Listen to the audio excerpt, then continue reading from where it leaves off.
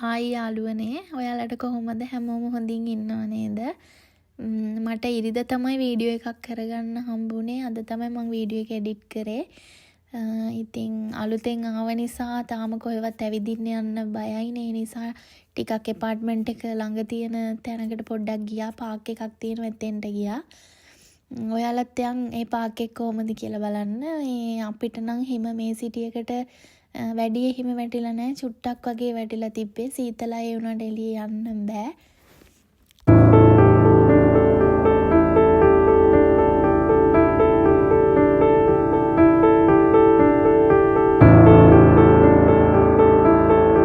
මම ඇවිදගෙන යන්නේ ඒ පාක් එකට යන්න තියෙන පාර. අපි ගිහිල්ලාම බලමු.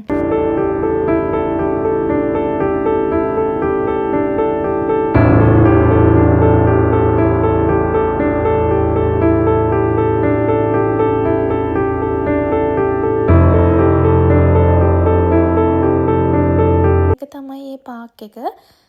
ගොඩක් සෙනග නැහැ. ඉතින් අර හිම සීතල නිසා ගොඩක් කට්ටිය එළියට එන්නේ නැතුව ඇති.